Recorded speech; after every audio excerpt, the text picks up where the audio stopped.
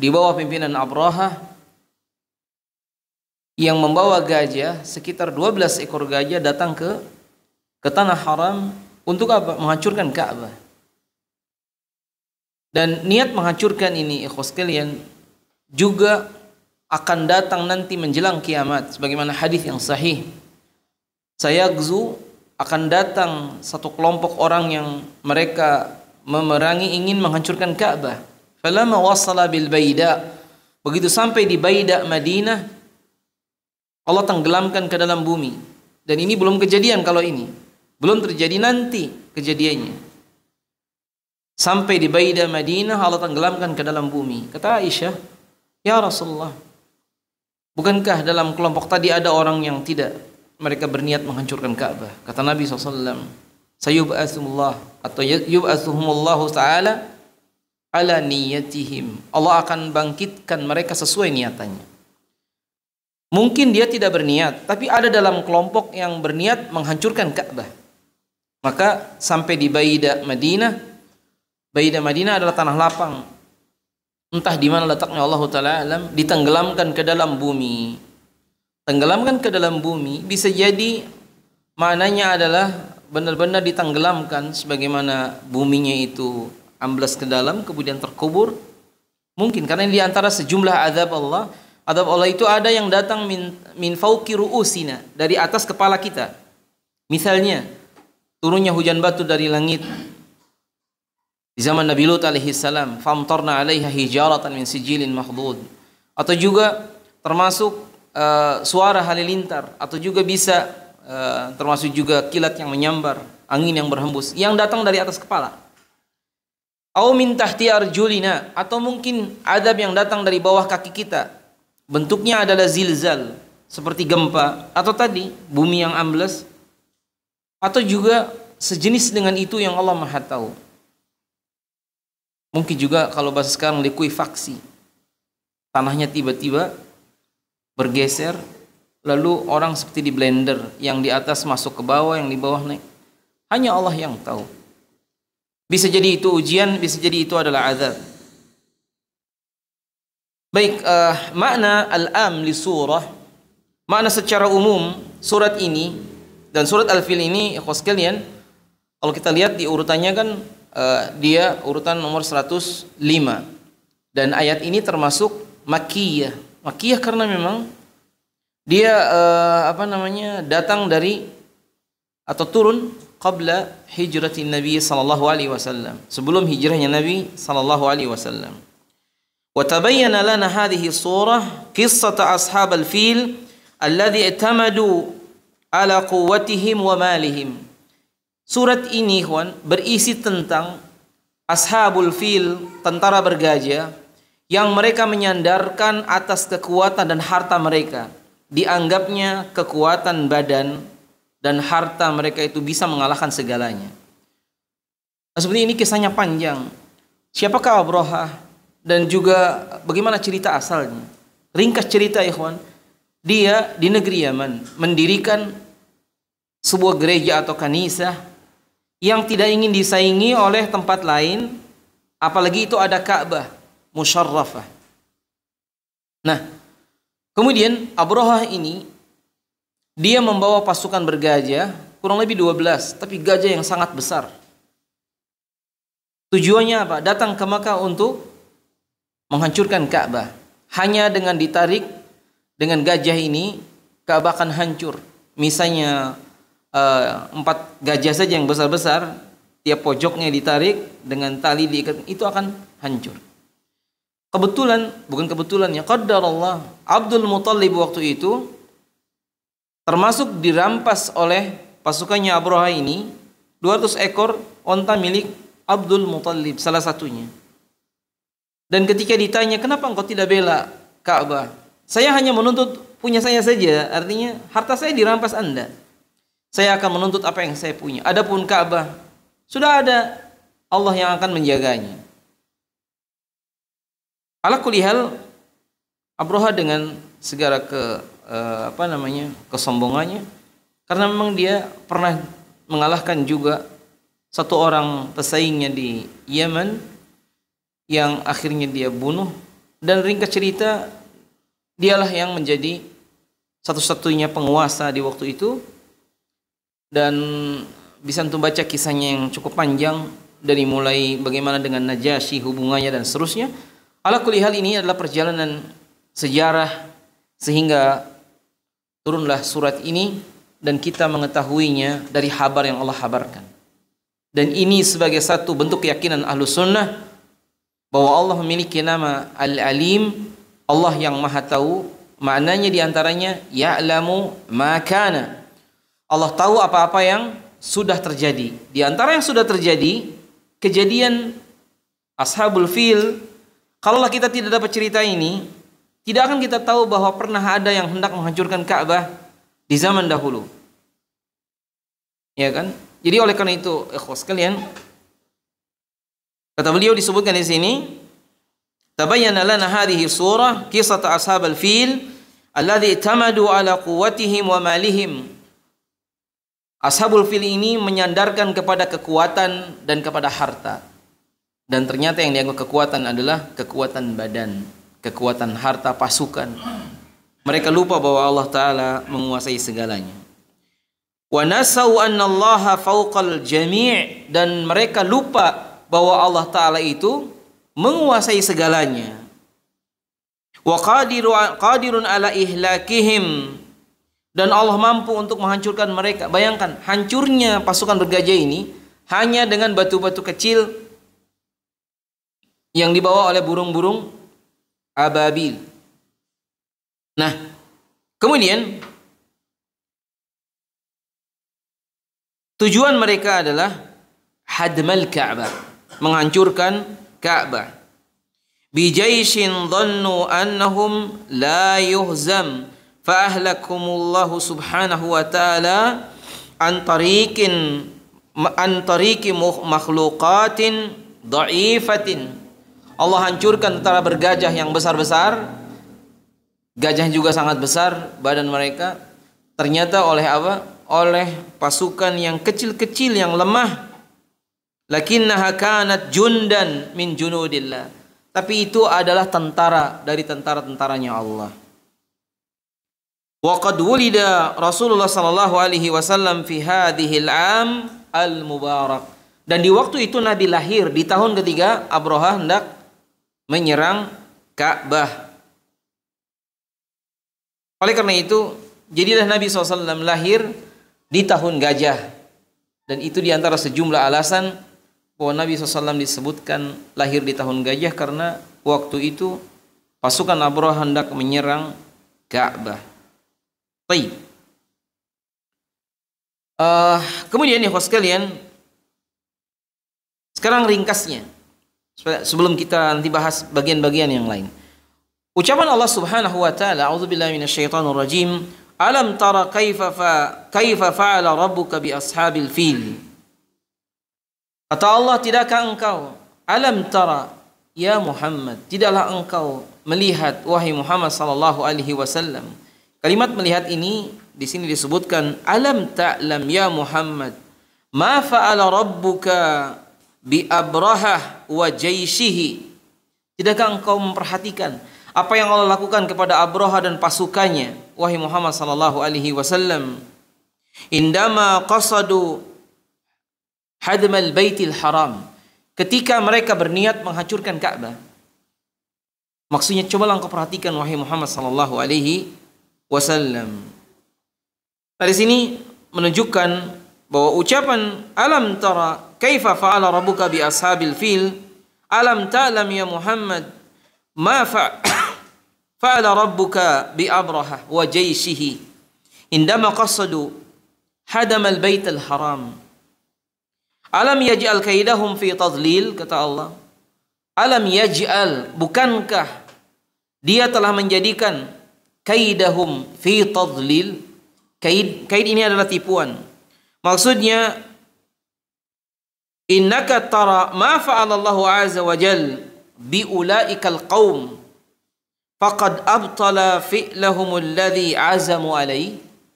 Bukankah Allah Ta'ala telah membatalkan niatan buruk mereka, makar, niat menghancurkan Ka'bah, malah mereka yang mati.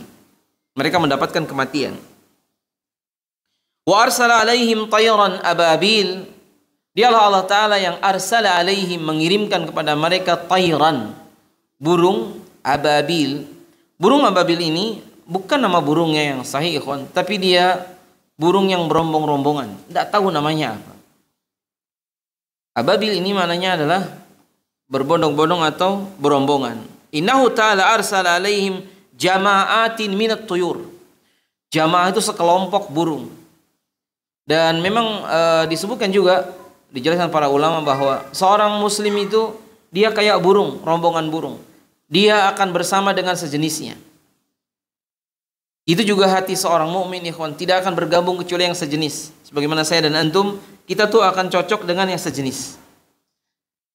Minyak dengan air tidak bercampur, maka seorang mukmin tidak akan bisa digabungkan dengan orang yang tidak beriman kepada Allah.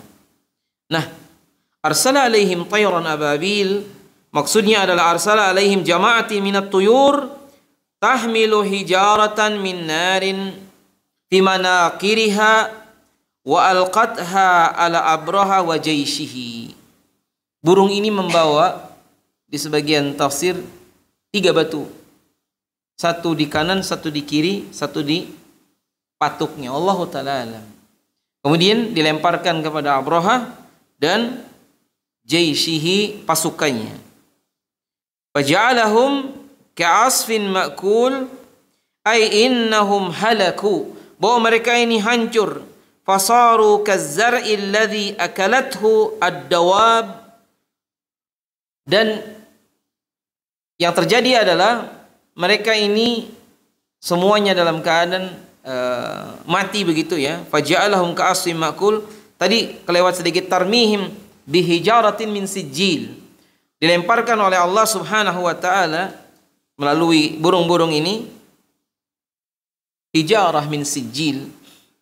Jadi batu-batu, dan ini diantara sejumlah penjelasan para ulama bahwa diantara barang-barang di neraka yang pernah turun ke bumi ini adalah ini. Batu-batu yang diambil dari neraka yang dilemparkan kepada pasukannya Abraha. Faja'alahum ka'asfin ma'kul innahum halaku fasaru kazzar'i alladhi akalathu ad-dawab.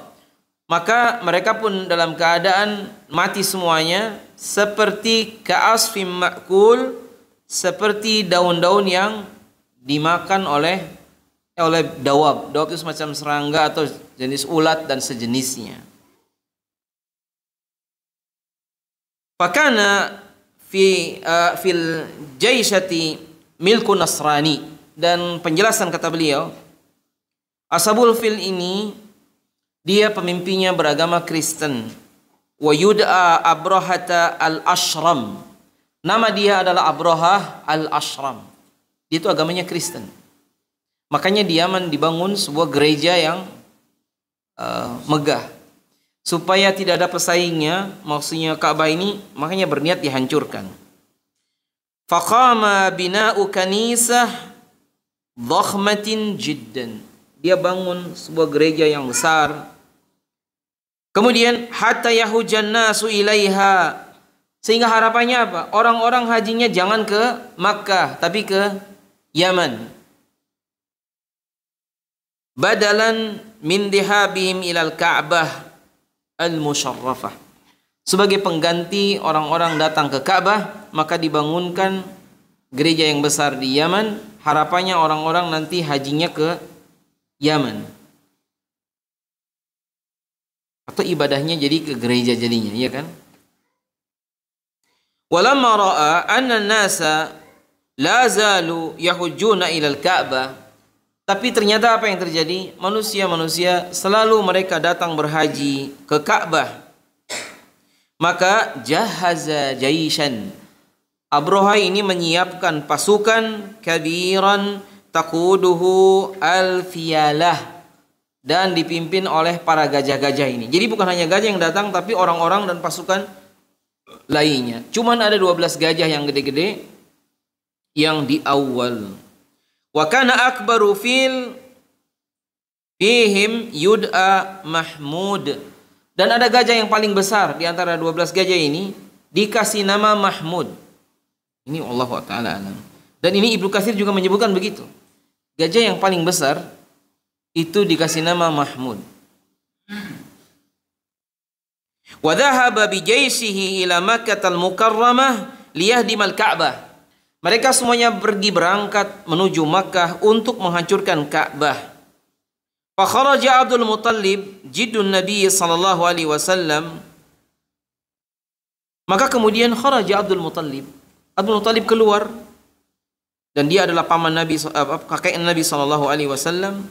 Wa qaumuhu ilal jibal, dan kaumnya juga orang Quraisy pergi ke gunung. Abdul Muttalib pergi ke gunung, kaumnya pergi ke gunung.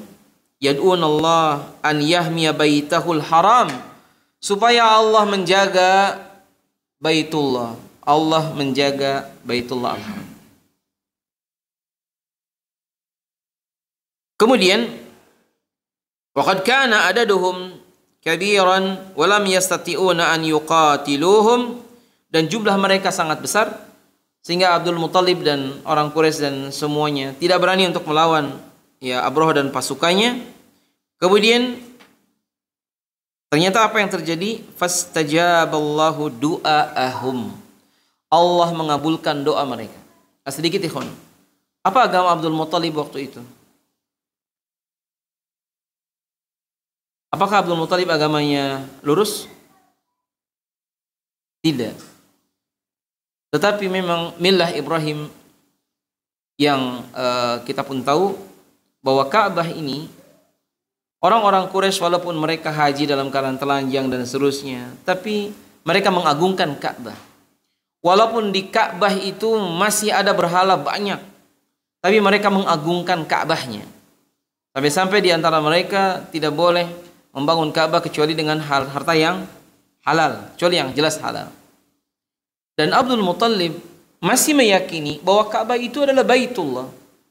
Jadi karena mereka tidak sanggup membela atau menjaga Ka'bah, mereka cuma bisa berdoa, ya Allah, itu rumah Engkau, tolong dijaga karena akan diserang oleh Abrahah. Sementara Abdul Muttalib dan orang-orang Quraisy pergi ke gunung menghindar. Kemudian wa indama amara Abrahata al-Ashram al-Fila Mahmud, tadi ini, ketika Abrahah menyuruh gajah yang besar ini, namanya Mahmud ini, an yusira nahwal Ka'bah lihadamiha, untuk mengarah ke Ka'bah guna menghancurkannya, kanal filu yaduru ilal jihatil muakisati lil Ka'bah. Gajah-gajah ini, ikhwan, setiap diarahkan ke Ka'bah tidak mau dia membalik. Jadi dia tidak mau untuk mengarah ke Ka'bah untuk menghancurkan Ka'bah. Yang ada dia berbalik. Kemudian wa fujatan, dalam waktu yang singkat, ba'atsallahu tuyuran ababil ghattatis sama. Di waktu yang singkat langit menjadi gelap karena rombongan burung yang mereka membawa hijarah, membawa batu-batuan. Wa kanat tahmilu bimunaqiriha hijaratan min nar. Kalau di sini sebutkan di patuknya saja yang membawa batu. Allahu ta'ala alam. Kemudian fa ahlakallahu biha Abrahah wa jayshahu, maka Abrahah pun kemudian dan mereka-mereka ini mati semuanya. Hanya saja sekali lagi ada yang mati di tempat, ada juga yang dalam pelarian, termasuk juga Abrahah. Lalu beliau mengatakan wa minal ibar al-mustafadati min suratil fil, di antara ibar atau ibrah yang bisa kita ambil, pertama adalah idzamu makanati baitillahil haram. Jadi kedudukan yang sangat agung dari Baitullah al-Haram ini, maksudnya Ka'bah ini, itu sangat agung. Wa anna Allah Ta'ala qadirun ala hifdhihi, dan Allah Ta'ala mampu untuk menjaganya. Dari sini menunjukkan, ikhwas sekalian, kita tuh bukan menyembah Ka'bah, bukan. Tapi kita disuruh Allah untuk berkiblat ke Ka'bah. Dan sahih itu rumah Allah, Baitullah. Sebagaimana masjid-masjid ini juga Baitullah. Tapi Ka'bah punya maziyah, punya keutamaan. Kenapa? Satu, dia menjadi tempat tawafnya kaum muslimin ketika haji dan umroh, dan itu tidak pernah ada di dunia kecuali di situ. Jadi orang mana saja kalau mau tawaf adanya cuma di sana. Adapun di sini boleh di Gunung Pati itu tawaf-tawafan, ya kan? Dan Ka'bahnya Ka'bah-Ka'bahan. Umrohnya umroh-umrohan, ya kan? Hajinya juga sama, haji-hajian. Jadi itu haji pura-pura atau umroh pura-pura. Tapi tawaf ini yang sesungguhnya di sana.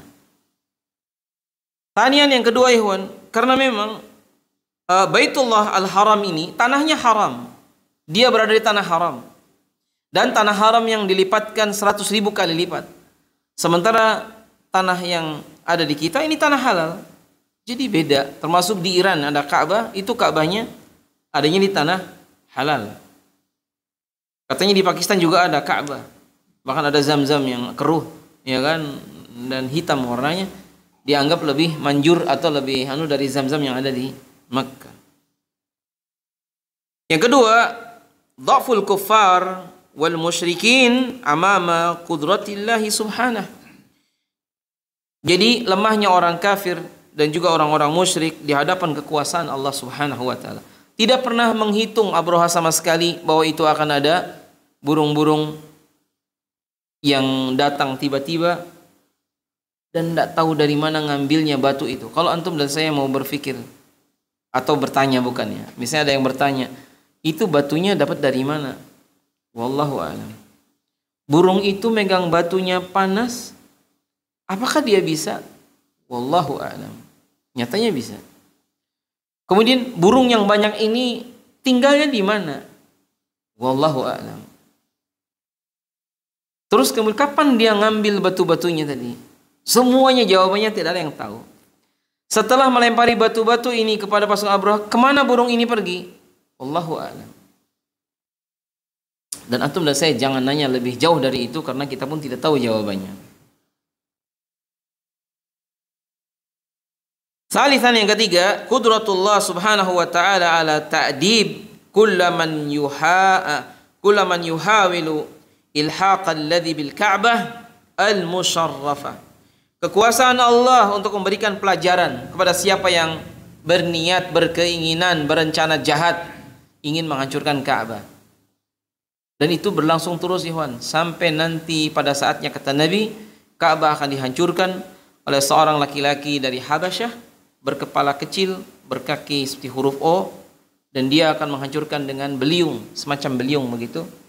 Dan di waktu itu labinah, batu batanya akan dipreteli satu-satu, dan tak ada yang bisa membela karena muslimin sudah wafat semua. Kemudian terjadilah kiamat. Dan itu saya mengajak antum, sebelum Ka'bah ini hancur, selagi masih ada, datanglah, sholatlah di depan Ka'bah sesering mungkin. Bukan gambar Ka'bah ya, Ka'bah betulan. Sholatlah di areal tawaf yang ada Ka'bahnya. Dan itu adalah sebuah kebahagiaan sebelum Ka'bah ini dihancurkan. Maknanya selagi muslimin masih ada dan negeri Makkah ini akan tetap menjadi negeri mukmin, tidak akan pernah menjadi kafir sampai kiamat. Jadi oleh karena itu ya sekalian, ini yang ketiga. Kemudian rabi'an yang keempat, ata'arrufu ala qudratillahi ta'ala fi taskhiri ma yuridu minal makhluqat.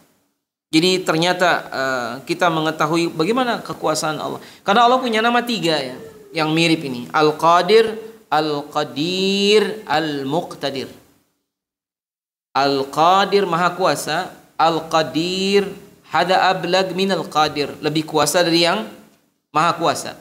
Lalu Al-Muqtadir sangat-sangat kuasa sekali. Begitu. Kemudian yang berikutnya, al-luju' ilallahi ta'ala biddu'ai indama tahtajuh. Berusaha kembali kepada Allah ketika dibutuhkan. Dan Allah jelas sangat dibutuhkan setiap saat. Kita memohon kepadanya. Walaupun cuman berdoa, dan doa termasuk bagian dari usaha. Abdul Muttalib dan orang Quraisy tidak mampu untuk menghadapi, yang bisa mereka lakukan cuma berdoa. Dan Masya Allah, berdoa dari orang kafir pun, kalau mereka dalam keadaan ikhlas, sampai juga dan Allah dengar. Makanya kata Nabi dalam masalah kezaliman, kita nggak boleh mendolimi siapapun walaupun dia non muslim, karena tidak ada hijab antara dia dengan Allah walaupun dia non muslim. Kalau dizalimi dia berdoa, maka dikabulkan. Kemudian yang berikutnya, nusratullahi ta'ala li ibadihi ad-du'afa. Pertolongan Allah kepada hamba-hamba yang lemah. Jadi siapa yang lemah? Semua hamba yang lemah Allah tolong. Makanya ada misalnya dalam Quran tentang mujibul muttar, doa orang-orang yang teraniaya. Allah dengar dan Allah kemudian Allah kabulkan doanya.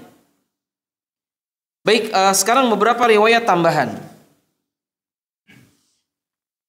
Kata dia, aqbala ashabul fil hatta idza danau min Makkah istaqbalahum Abdul Muttalib faqala limalikihim ma ja'a bika ilaina ma anaka ya rabbana alla ba'athta fanatika bikulli shay'in aradta faqala ukhbirtu bihadzal bait alladhi la yadkhuluhu ahadun illa aman faji'tu akhifu ahlah faqala inna na'tika bikulli shay'in turidu farji fa aba illa an yadkhulahu. Jadi ketika pasukan gajah ini datang, kata Abdullah bin Abbas, maka mereka itu danau min Makkah, mendekat ke negeri Makkah. Istaqbalahum Abdul Muttalib. Setelah itu Abdul Muttalib datang, mendatanginya, maksudnya adalah kakek Nabi sallallahu alaihi wasallam. Faqala limalikihim, berkata Abdul Muttalib kepada pemimpin pasukan tersebut. Maksudnya siapa tadi? Abraha siapa namanya?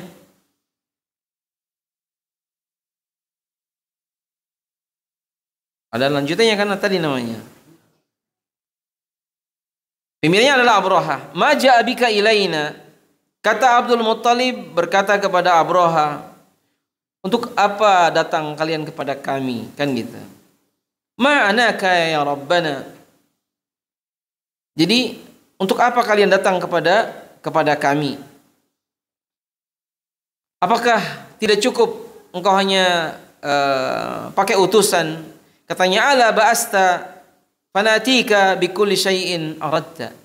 Tidakkah cukup engkau mengutus utusan? Kami akan kirim kepada engkau apa yang kamu mau. Intinya pokoknya luar biasa. Faqala ukhbirtu bihadzal bait alladhi la yadkhuluhu ahadun illa aman. Kemudian kata Abraha ini, aku dihabarkan kepadaku bihadzal bait, dengan adanya rumah ini, maksudnya Ka'bah. Kemudian kata dia, alladzi la yadkhuluhu ahadun illa aman, yang tidaklah masuk ke dalamnya seorang pun kecuali dia akan aman. Faji'tu, maka aku datang, kata Abraha. Aku datang ukhifu ahlahu, untuk memberikan ketakutan kepada ahlahu ini keluarga, ya. Aku akan berikan ketakutan kepada penduduk Makkah. Faqala inna natika bikulli syai'in turidu farji'. Kemudian fa'aba illa an yadkhulahu. Kemudian kata beliau, aku datang ke sini untuk memberikan tadi ketakutan. Apa kata Abdul Muttalib? Kata dia, kami akan berikan, inna na'tika bikulli syai'. Kata Abdul Muttalib, saya akan berikan kepada engkau, wahai Abraha, apa yang kalian inginkan, apa saja. Turidu farji, sekarang pulanglah atau pergilah. Nah, hanya saja Aba ini yang adalah Abraha enggan untuk apa yang dibujuk oleh Abdul Muttalib, kecuali dia masuk ke negeri Makkah. Jadi intinya itu seperti itu. Ini dalam riwayat yang pertama. Jadi Abdul Muttalib berusaha membujuk Abraha agar tidak datang ke Ka'bah untuk menghancurkan. Kata Abraha, saya sengaja datang ke sini untuk memberikan rasa takut kepada penduduk Makkah. karena dia berhendak untuk menghancurkan Ka'bah. Wa fi riwayatin fa'atahum Abdul Muttalib faqala inna hadza baitullah. Dalam riwayat yang lain, ini adalah rumah Allah. Lam yusallit alaihi ahadan qalu la narji hatta nahdimahu. Kata Abu Rahab, kami tidak akan pulang kecuali kami setelah menghancurkan Ka'bah. Fakanu la yuqaddimuna filahum illa ta'akhkhara fada'allahu tayra al-ababil. Setiap Abraha ingin memajukan gajahnya, mereka tidak mau maju, bahkan mereka mundur. Jadi gajah tahu mereka tidak mau menghancurkan Ka'bah. Illa ta'akhkhara, kecuali bahkan mundur. Fada'allahu tayra al-ababil. Maka kemudian terjadilah apa yang terjadi. Jadi ada burung ababil yang tadi datang berbondong-bondong, kemudian melemparkan batu-batuan dan akhirnya matilah semuanya. Fa'ataha hijaratan sauda. Di riwayat ini ditambahkan hijaratan sauda. Jadi apa? Ada batu yang berwarna hitam. Falamma hadathum ramathum fama baqiya minhum ahadun illa akhadathu al-hakkatu fakana la yahuku ahadun minhum jildahu illa tasaqata lahmuh. Setiap batu ini kena di kulit, itu langsung dagingnya berjatuhan. Jadi batu itu nembus kulit, nembus daging, jadilah seperti daun yang dimakan ulat. Jadi ibaratnya, saya pernah dapat penjelasan, saya menjelaskan itu tadi. Misalnya batunya kena di kepala, itu batu masuk ke dalam-dalam, keluar lagi batunya, dan itu sudah bolong dalamnya. Semua yang kelewat dalam keadaan jadi bolong begitu. Nah, kemudian disebutkan bahwa burung tersebut annaha kanat tayran khudran. Burung ini berwarna hijau. Kharajat minal bahri, dan dia keluar dari lautan. Laha ru'usun ka ru'usis siba', dan dia punya kepala seperti kepala binatang buas. Ini tentang burungnya. Kalau saya ditanya dan antum ditanya, burung apakah itu? Wallahu a'lam. Hanya saja kata Ikrimah menjelaskan, burung ini kharajat minal bahri. Jadi tidak pernah disangka dari mana datangnya, dari laut. Siapa yang mengutus? Allah Ta'ala. Apakah jangan-jangan itu adalah ikan yang bisa terbang? Mungkin. Sampai ada di beberapa film banyak ikan bisa terbang, ya kan? Jadi hanya Allah yang tahu tentang hal tersebut. Adapun kila anal Abraha ini lari dan dia selamat, cuman sampai di Son'a mati juga, ya kan? Jadi artinya Abraha ini dan pasukannya kan dilempari batu-batuan. Kemudian sebagian mereka tewas di tempat, sebagian mereka berlari dan terputus-putus bagian tubuhnya. Ada yang kena tangannya lepas, yang kena ini bagian tubuhnya lepas, kemudian mati juga. Sementara Abraha itu dia tadi tidak langsung mati di tempat, tapi dia berlari sampai kemudian datanglah di satu daerah namanya Khas'am dalam sebagian riwayat, dan Abraha dalam keadaan mati di situ. Bagian mengatakan dia sampai ke Son'a. Son'a ini di Yaman, dan dia meninggal di sana.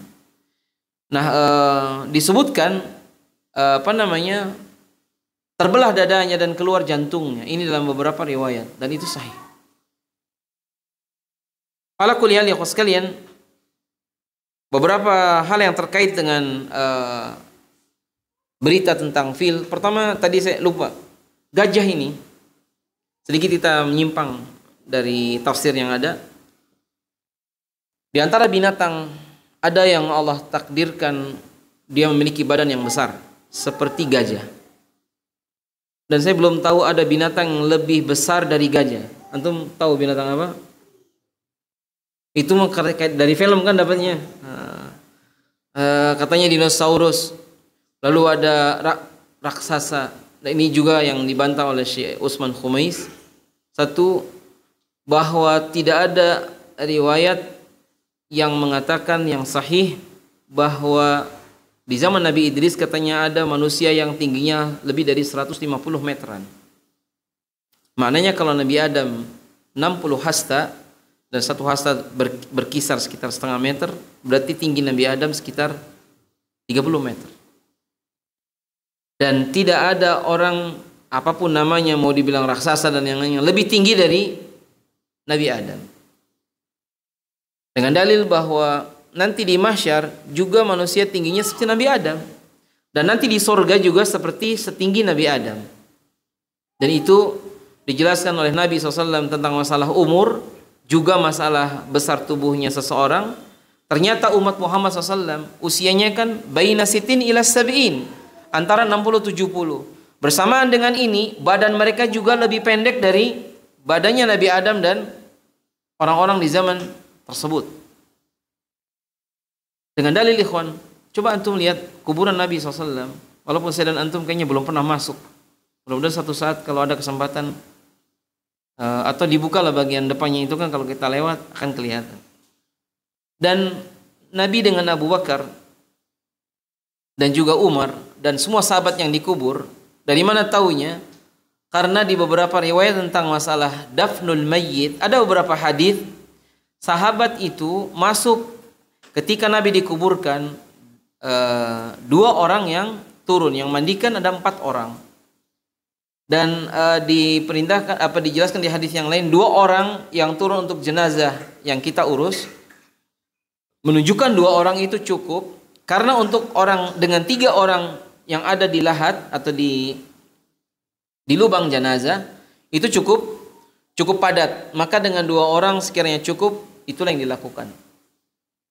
Dari sini menunjukkan bahwa panjang kuburan berkisar sekitar 2 meteran dan tidak lebih dari itu. Dan wallahu ta'ala dalam Syama'il Muhammadiyah juga sama. Nabi itu tidak tinggi, tidak pendek, sedang. Dan bahkan kalau terjemah beberapa sahabat seperti Ali bin Abi Thalib, terjemah beliau badannya gemuk, kecil, pendek. Umar bin Khattab, sahabat yang tinggi, sampai kalau dia naik keledai, kakinya itu nempel di tanah, walaupun artinya beliau duduk di atas keledai. Dan keledai itu lebih kecil dari kuda, lebih besar dari kambing.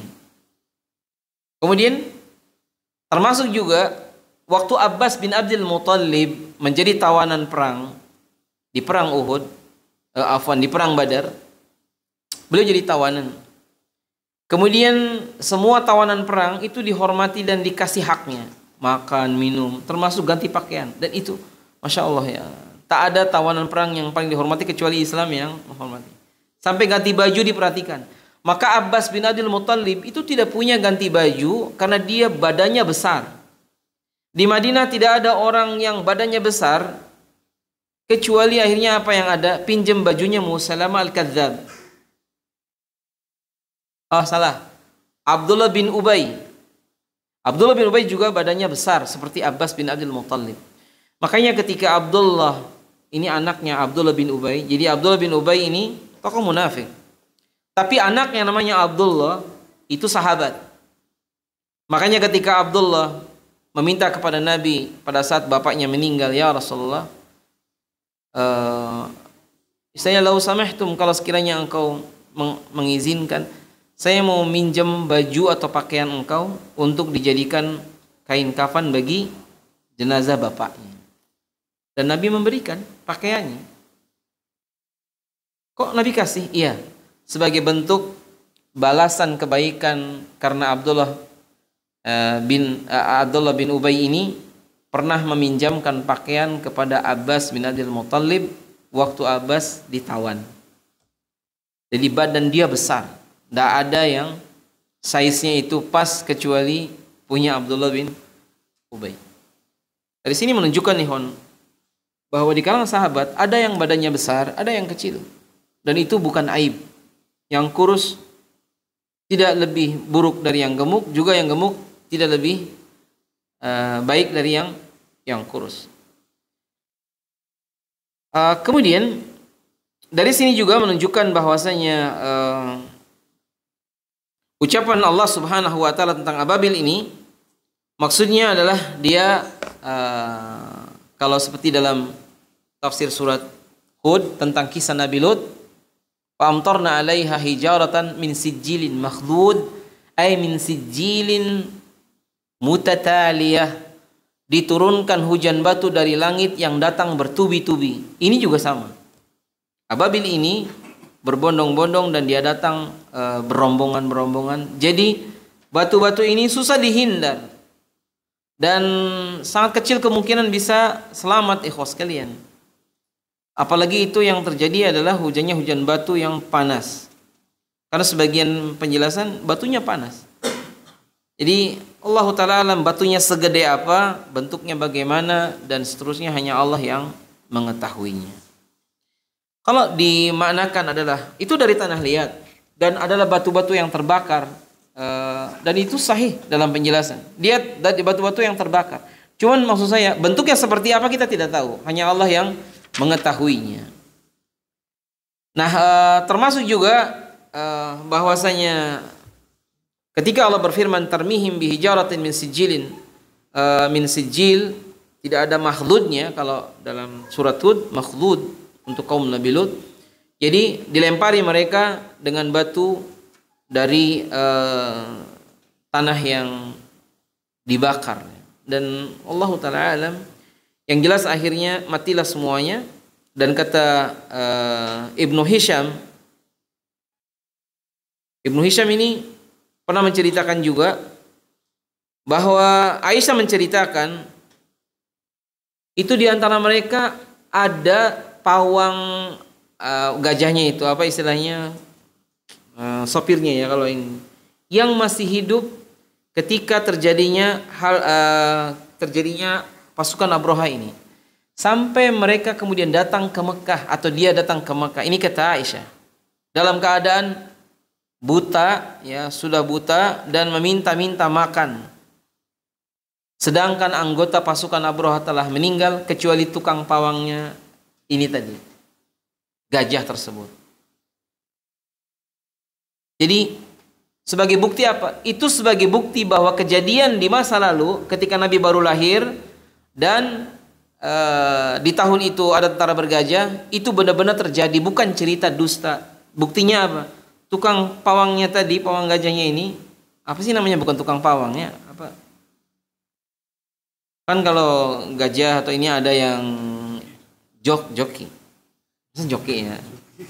Ya pokoknya itu masih hidup. Mungkin dia tidak ikut di pasukan tersebut, wallahu a'lam.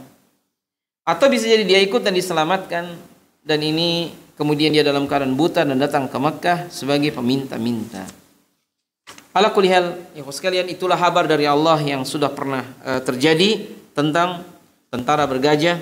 Dan sedikit tambahan dari saya tentang niatan untuk menghancurkan Ka'bah adalah satu niatan yang buruk. Bukan hanya buruk sekali. Termasuk juga bukan hanya menghancurkan Ka'bah, membuat Ka'bah imitasi, dan itu diniatkan bukan untuk latihan umroh. Kalau itu boleh-boleh saja. Ini benar-benar dibuat sebagaimana orang beribadah tawaf di situ, sebagaimana yang kata diyakini orang Syiah, ada Ka'bah yang mereka buat yang kalau haji di sana lebih utama dari haji di Makkah 100 kali lipatnya. Jadi ini perbuatan yang syani'ah, yang sangat buruk. Begitu juga ikhwas sekalian, bahwa sedikit info saja bahwa Ka'bah yang hari ini adalah Ka'bah yang dahulu ketika Abraha hendak menghancurkan. Hanya saja labinah dan dinding dan yang lainnya bukanlah yang dulu, karena pernah hancur, maksudnya kebakaran juga pernah, dan seterusnya. Makanya Nabi SAW mengatakan kalau tidak takut kepada fitnah, niscaya akan dijadikan 2 pintu sebagaimana dahulunya Ka'bah itu ada 2 pintu. Kalau yang hari ini cuma 1 pintu. Dan pintu Ka'bah kita yang sekarang kita lihat terbuat dari emas ya, 92 kilo kalau nggak salah itu. Itu dibuat agak tinggi. Jadi kalau kita berdiri gini, kita baru bisa mungkin nyentuh bagian bawahnya. Dan yang megang kunci Ka'bah sampai sekarang adalah orang-orang dari keturunan Utsman bin Talhah. Saya mungkin pernah cerita, siapa dia? Pemilik atau pemegang kunci Ka'bah. Sampai sekarang yang megang kunci Ka'bah itu keturunan dia. Dan dia pernah berbuat baik walaupun dia kafir kepada Ummu Salamah, dia antarkan Ummu Salamah sampai ke Kuba bersama Salamah. Karena Abu Salamahnya udah di Madinah. Selama setahun mereka berpisah. Akhirnya karena kabilahnya yang menahan dia, kabilahnya akhirnya mengizinkan, tapi disuruhnya Ummu Salamah dengan Salamah pergi menyendiri dari Mekah ke Madinah. Maka Utsman bin Talha tidak tega melihat seorang perempuan dan anak kecil udah gitu jalan kaki. Akhirnya dia walaupun kafir, wahai Ummu Salamah, saya akan antarkan kamu dan anakmu sampai ke Kuba. Nanti suamimu suruh jemput di Kuba. Akhirnya Abu Salamah pun jemput di Kuba. Perjalanannya sekitar 6 harian kurang lebih. Berarti itu perjalanan terus, tidak berhenti. Kecuali mungkin waktu sholat dan yang lain. Jadi Ummu Salamah dan Salamahnya yang naik ke onta, dia jalan. Itu kebaikan Utsman bin Talha. Tapi dia kafir. Dan dia megang kunci Ka'bah. Akhirnya apa? Ringkas cerita kan Abu Salamah meninggal di perang Uhud. Jadilah Ummu Salamah akhirnya dinikah oleh Nabi SAW. Jadilah Ummu Salamah jadi Ummul Mukminin. Makanya ketika Futuh Mekah, Nabi mengatakan, man dakhala ila baitihi, siapa yang masuk ke rumah, maka dia aman. Rumah masing-masing loh. Siapa yang masuk rumah Abu Sufyan, aman. Yang masuk rumah masing-masing, aman. Siapa yang masuk Masjidil Haram, aman. Utsman bin Talha ini yang masuk rumahnya dia. Akhirnya Umar mendatangi rumahnya dan mengatakan, wahai Utsman, sesungguhnya engkau yang megang kunci Ka'bah. Kata dia, iya. Rasulullah memerintahkan agar dibuka kunci Ka'bah karena di dalamnya banyak berhala. Dan Utsman bin Talha disuruh menyerahkan kuncinya. Dan dia, biar saya serahkan sendiri, dan di hadapan Nabi dia bersyahadat. Ketika mau dikasihkan kunci ini, oleh Nabi dikatakan, peganglah olehmu wahai Utsman dan keturunanmu sampai kiamat. Kira-kira begitulah. Sejak itulah Utsman bin Talha akhirnya membukakan pintu Ka'bah ini, dan masuklah 2 sahabat yang hitam, Bilal bin Abi Rabah dan Usama bin Zaid, mengambil berhala-berhala dan dihancurkan di luar Ka'bah. Nah, kemudian sejak itulah yang megang kunci Ka'bah selalu Utsman bin Talha dan keturunan dia sampai hari ini. Makanya pemerintah kerajaan Saudi kalau ingin masuk ke dalam Ka'bah harus minta izin dari keturunan atau kabilahnya Utsman bin Talha. Dan kenapa ikhwan susah kita nggak bisa masuk? Iya, mungkin antum dan saya jadi presiden dulu lalu minta proposal ke pemerintah Saudi. Nanti pemerintah Saudi akan ngajukan ke keturunan atau kabilahnya Utsman bin Talha. Kalau di ACC baru boleh masuk. Tapi kalau orang yang seperti kita ini kayaknya Masya Allah, sholatnya kalau kita bisa di Hijr Ismail, itu pun seperti dalam Ka'bah hukumnya. Tapi di dalam Ka'bah tidak ada isinya apa-apa kecuali 3 tiang dan bau yang wangi, dan itu saja, nggak ada apa-apanya. Nggak ada berhala, jadi ruangan kosong isinya 3 tiang. Dan ada beberapa yang lain yang saya berharap kalau kita nanti masuk kita sendiri yang akan lihat. Karena saya juga belum pernah masuk, jadi kita tidak pernah tahu. Ada cuma beberapa penjelasan. Dan itu adalah Ka'bah Musyarrafah yang menjadi kiblat kaum muslimin. Kita bukan menyembah Ka'bah, tapi kita menjadikan Ka'bah sebagai kiblat. Dulunya kiblat kita di Baitul Maqdis 16 bulan, 16 setengah sampai sebagian mengatakan 17 bulan. Bahkan 16 bulan lebih. Kemudian berubah kiblatnya ke Masjidil Haram, dan itu tidak berubah lagi sampai kiamat. Oleh karena itu di Madinah ada Masjid Kiblatain namanya. Karena di masjid itu dulu sholat Nabi dan para sahabat 2 rakaat ngadap ke Baitul Maqdis, 2 rakaat ngadap ke Masjidil Haram. Dan itu berlawanan arah. Makanya Masjid Nabawi itu, ikhwan, banyak jamaah umroh yang tidak tahu ngadap kemana itu Masjid Nabawi. Orang Indonesia taunya ngadap ke barat karena selalu kiblatnya di barat. Itu Masjid Nabawi itu ngadap ke selatan. Gunung Uhud itu sebelah utara Masjid Nabawi. Tapi kita di sana nggak usah ngikutin arah, nggak ada masalah. Yang penting tadi kan, rata-rata orang Indonesia walaupun tidak tahu arah, dia tahu persis di mana tempat belanja. Nah itu kelebihannya. Pokoknya kalau cari tempat belanja tidak mungkin tersesat gitu. Selalu bisa pulang ke hotel, dan itu kelebihannya. Bi'ala kulihal ya sekalian, Ka'bah ini di sana ada Hajar Aswad dan itu tidak pernah ada di tempat lain. Jadi di Iran pun tidak ada Hajar Aswadnya.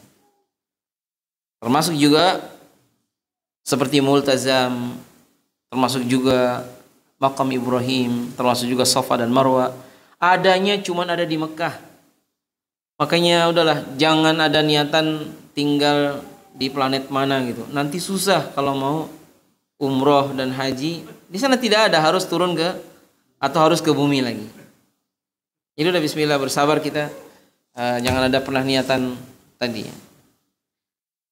Ya, makanya ada pertanyaan ke salah seorang masyayikh, bagaimana kalau kita di bulan sholatnya ngadep kemana? Kalau saya nanti aja nanya begitu kalau sampean sudah di bulan atau besok mau berangkat ke bulan baru nanya. Tapi kalau sekarang udahlah. Sekarang kita masih di, mungkin kita mati juga ada di bumi kan? Akan pernah niat. Baik, ini mesti disampaikan. Wallahu taala a'lam bishawab. Sallallahu ala nabiyina Muhammad wa ala alihi washabihi ajma'in. Wa akhiru dawana alhamdulillahi rabbil alamin.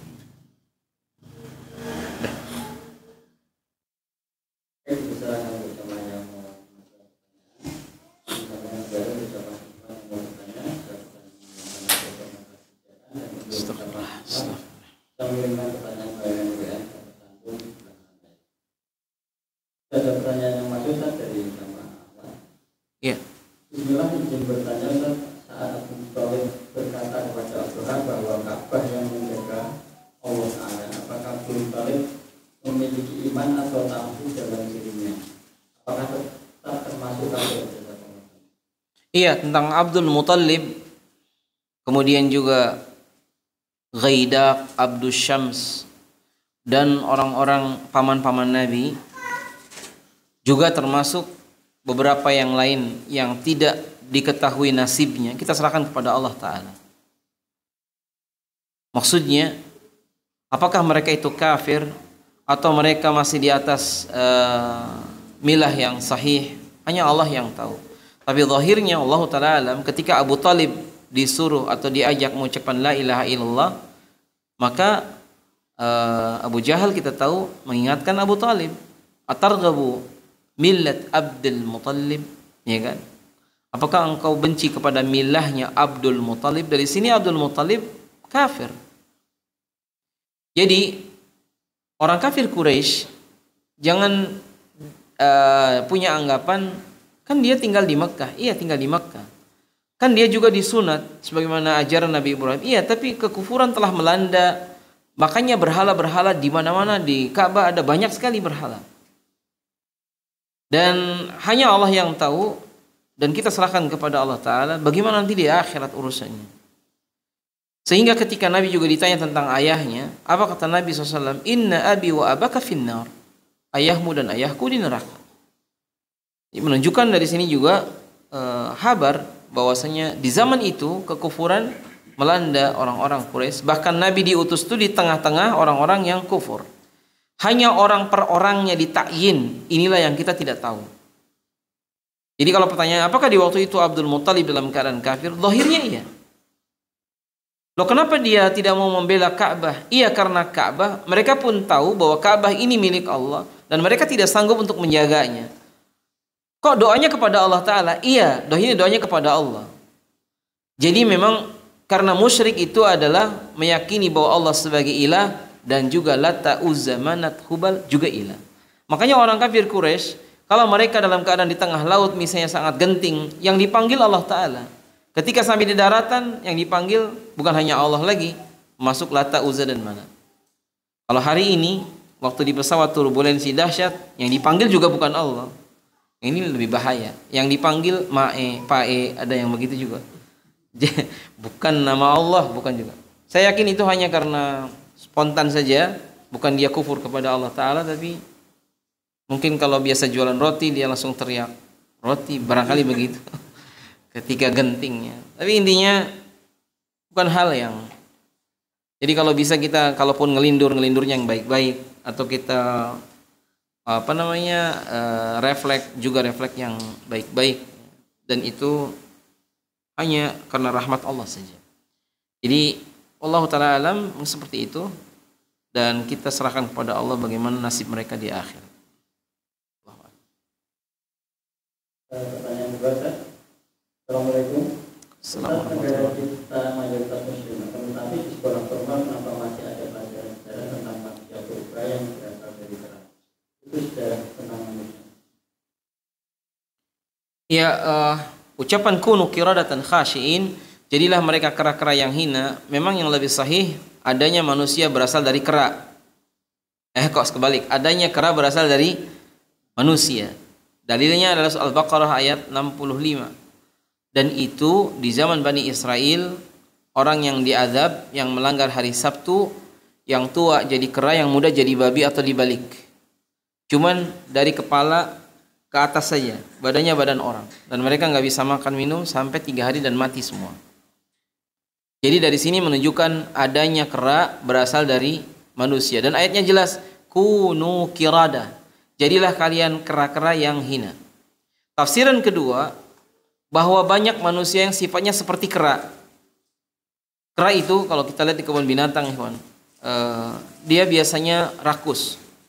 Tangan kanan megang pisang, tangan kiri bawa apel, kakinya juga lagi megang kacang, yang sebelahnya lagi megang wortel misalnya.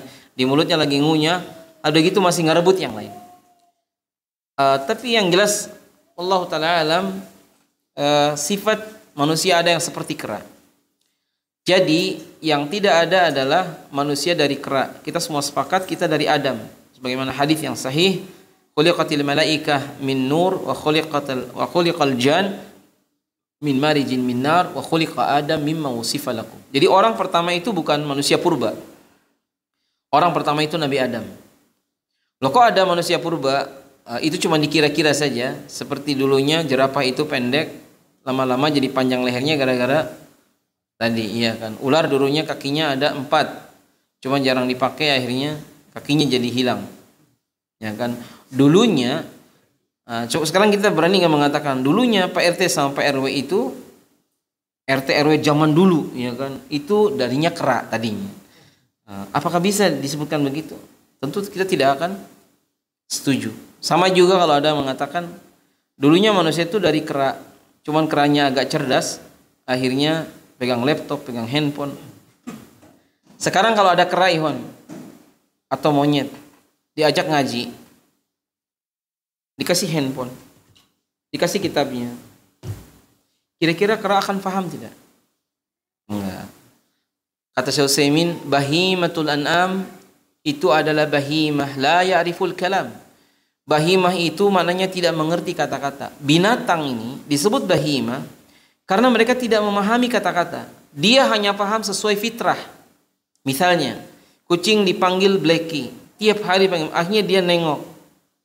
Burung diajari bisa membaca Assalamualaikum, fasih.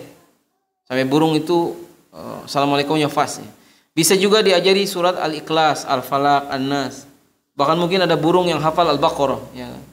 Cuman kasihan sekali yang punya burung ini kan, ngajari burung. Sementara dia dan keluarganya tidak hafal juga. Jadi itu hanya fitrah saja. Jadi dusta kalau ada yang mengatakan kancil itu binatang cerdik dan dia pernah menghitung buaya, akhirnya kancil selamat. Jadilah kancil ini binatang yang pandai. Kancil dan buaya dua-duanya la ya'riful kalam. Sama-sama binatang. Jadi cerita tadi cerita dusta, nggak pernah ada kejadian. Mengajarkan cerita kepada anak-anak ini mengajarkan kebohongan. Lebih baik kisah-kisah yang sahih. Kisah tentara bergajah itu benar. Makanya dari itu penyebutan judul kisah kancil buaya sudah salah judulnya. Harusnya apa? Dongeng kancil dan buaya. Nanti kalau anak TK-nya nanya, itu kapan kejadiannya Ustadz? Tidak tahu. Memang tidak pernah terjadi kan itu kan. Di daerah mana? Tidak tahu. Riwayatnya siapa yang meriwayatkan? Tidak ada riwayatnya. Sahih atau tidak? Wah, ini jelas tidak sahih. Jadi ada baiknya kalau cerita-cerita itu yang terjadi saja, yang ada ibrah pelajaran. Kalau di Quran sudah habis, cari di hadis. Di hadis sudah habis, cari di athar sahabat. Kalau di athar sudah habis juga, boleh diceritakan kata Syekh Utsaimin beberapa kisah kejadian yang memiliki ibrah pelajaran. Cerita Gunung Krakatau pernah meletus, ada pelajaran berharga di sana. Itu benar. Atau cerita kisah likuifaksi di Palu yang menceritakan orang yang mengalaminya, ada seorang ikhwan. Saya ikut masuk di dalamnya, tertimbun, dan saya ikut di bangunan-bangunan yang masuk ke dalam lumpur panas kata dia. Lalu aku terlempar. Jadi dia merasakan. Atau cerita Pak Haji yang satunya juga. Jadi benar-benar mengalami tanahnya dan rumahnya berjalan dan dia lihat sekelilingnya. Jadi intinya itu kalau gini namanya kisah. Jadi kan itu kalau yang tadi ditanyakan mungkin jawabannya seperti itulah kira-kira. Allahu a'lam. Cukup? Masih ada yang lain? Silakan, Pak.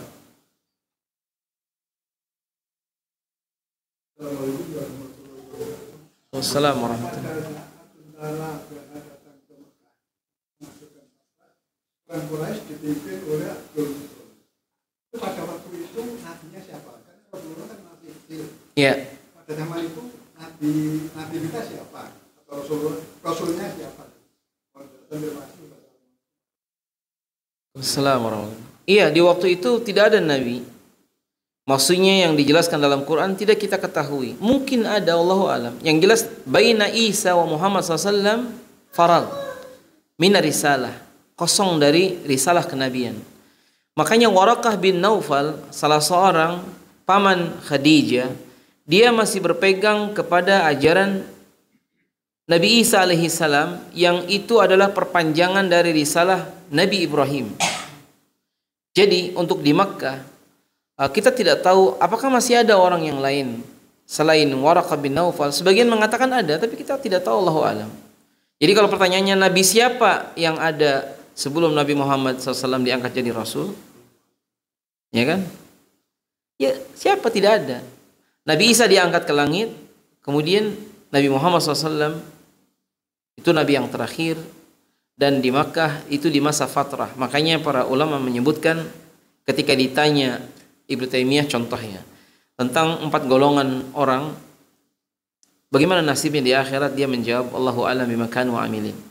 Siapa 4 golongan ini? Bayi yang lahir dan meninggal bapak ibunya non muslim. Kita nggak tahu nasibnya. Kalau dia bapak ibunya muslim pasti ke surga.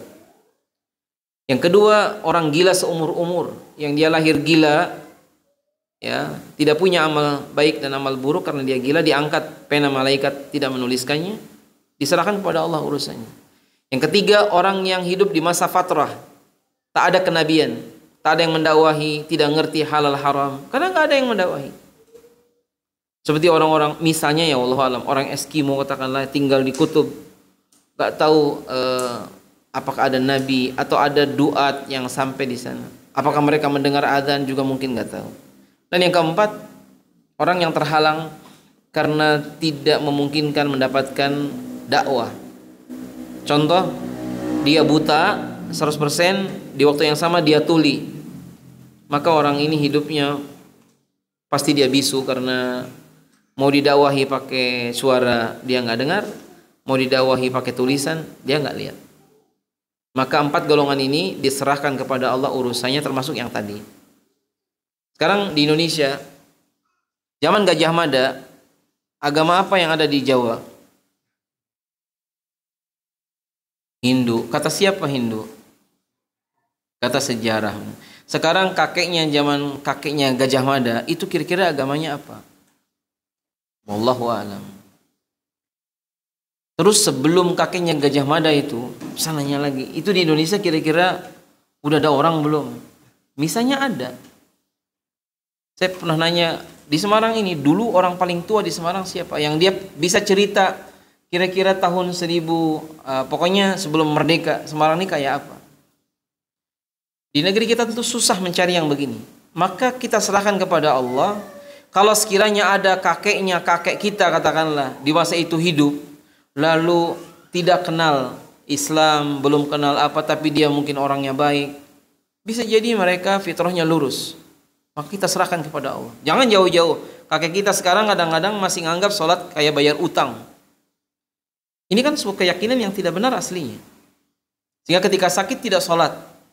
Apakah dia meninggalkan sholatnya yang ini termasuk hitungan bisa kufur, atau karena dia syubhat?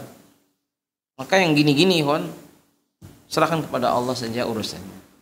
Dan nanti di surga insya Allah kita ketemu dengan orang-orang yang hidup di zaman-zaman yang tidak ada Nabi. Nanti kita bisa tanya dulu zaman siapa hidupnya ya. Mudah-mudahan kalau kita masuk surga. Apakah bisa kayak gitu? Iya, berdasarkan beberapa penjelasan, kullu ma tashtahi minal anfus, semua yang kita inginkan dari jiwa akan ada di surga. Kita pengen durian, walaupun tidak disebutkan di hadis, durian ada. Termasuk kalau kita insya Allah tadi ingin bertemu dengan, mungkin sekarang sahabat yang meriwayatkan hadis, contoh Abu Hurairah, apakah mungkin ketemu dengan kita di surga?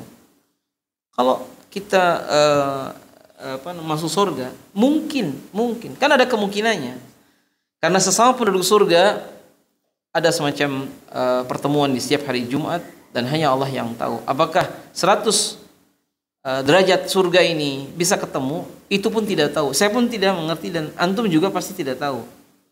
Dan kita tidak usah terlalu banyak menanyakan hal-hal yang detail, karena di Quran dan hadis tidak disebutkan. Yang lebih banyak harus kita ini kan adalah gimana caranya kita masuk surga, itu saja. Jadi saya kira demikian. Baik, wallahu taala alam bisawab. Sallallahu alaihi nabiyina Muhammadin wa ala alihi washabihi ajmain. Akhiru da'wana alhamdulillahirabbil alamin. Wassalamualaikum warahmatullahi wabarakatuh.